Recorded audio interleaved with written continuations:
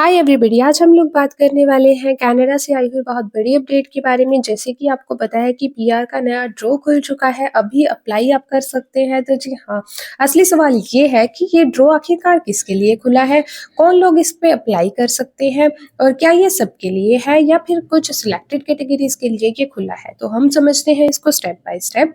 तो जी पीआर का ड्रॉ क्या होता है, सबसे पहले तो ये बात करते हैं। कनाडा में पीआर रैंडमली नहीं मिलती, government time to time draws जो है वो कंडक्ट करती है, जिसमें एलिजिबल प्रोफाइल्स सिलेक्टेड होती हैं। सीआरएस स्कोर, कैटेगरी या ऑक्यूपेशन के बेस पर मिलता है और इनविटेशन का इशू जो है वो मिल जाता है आपको। तो जी इसलिए हर ड्रॉ हर कैटेगरी के हिसाब से होता है। जैसे कि आप देखते होंगे टीचर्स के अलग ड्रॉ निकलते हैं, या फिर कैटेगरीज के वाइज जो है वो प्लम्बर्स के अलग ड्रॉ निकलते हैं, या फिर फ्रेंच स्पीकर्स के जो है वो अलग निकलते हैं। तो जी नया पीआर ड्रॉ का क्या मतलब है? नए पीआर ड्रॉ का मतलब ये है कि स्पेसिफिक ऑक्यूपेशन फोकस ड्रॉ निकला है, साथ के साथ कैटेगरी बेस्ड सिलेक्शन है और इन कनाडा कैंडिडेट्स को प्रेफरेंस मिलेगी, क्योंकि मार्क कार्नी ने प्राइम मिनिस्टर बनते ही कहा था कि सबसे पहली प्रेफरेंस उनको मिलेगी जो कि जो है वो ऑलरेडी इन कनाडा में है, स्किल्ड वर्कर्स या फिर एक्सपीरियंस होल्डर्स। यानी कि ये ज़रूरी नहीं कि सब लोग एलिजिबल हों, जो क्राइटेरिया मैच करते हैं उनको ही चांसेस उनके ही स्ट्रॉन्ग होंगे। तो इंडियंस के लिए कितना ज़्यादा इंपॉर्टेंट है ये ड्रॉ? इंडियंस जो है वो कनाडा की इमिग्रेशन का सबसे बड़ा एप्लीकेंट ग्रुप है। अगर आप कनाडा में जॉब कर रहे हो, स्टूडेंट हो, वर्क परमिट पर हो, या फिर वहाँ पे जो है आप एक्सप्रेस एंट्री में अपनी फाइल जो है वो बना चुके हो, इसलिए पीआर ड्रॉज की आपको गोल्डन अपॉर्चुनिटी जो है वो मिल सकती है।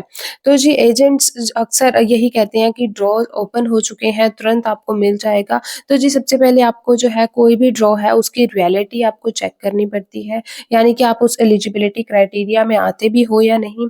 उसके बाद आप फाइल्स में जो है आपकी ऐड होनी चाहिए। ड्रॉ सिर्फ इन्विटेशन देता है, पीआर बिल्कुल नहीं देता।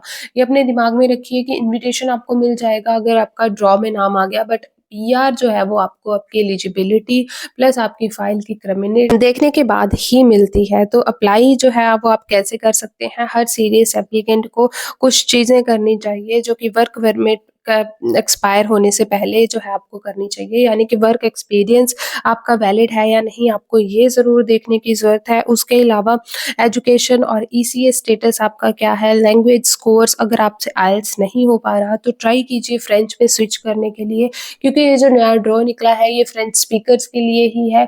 यानी कि ड्रॉ का स्कोर आया है 390, जो कि बिल्कुल जो है वो कम है। अगर आप फ्रेंच में स्विच कर जाते हैं तो वेल एंड गुड है, आप लोगों की जो है ना वो किसी भी चीज़ का पछतावा नहीं रहेगा, क्योंकि जहाँ दूसरी कैटेगरीज में स्कोर 500 से नीचे नहीं आ रहा, वहाँ फ्रेंच का स्कोर इतना ज़्यादा नीचे है कि आप इजीली अपनी पीआर जो है उसमें एलिजिबल हो सकते हैं। तो अगर आप आज ही आपके इंग्लिश स्किल्स अच्छे नहीं है, या फिर आपको लगता है कि मेरे इंग्लिश स्किल्स भी अच्छे हैं लेकिन मेरे पीआर के लिए स्कोर नहीं हो रहे, तो आप अपनी फ्रेंच लैंग्वेज में स्विच कर सकते हैं। ये स्मार्ट मूव है।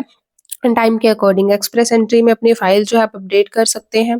प्रिपेयरिंग लोग ड्रॉ का मैक्सिमम बेनिफिट ले पाते हैं, उनके लिए बेस्ट हो जाएगा।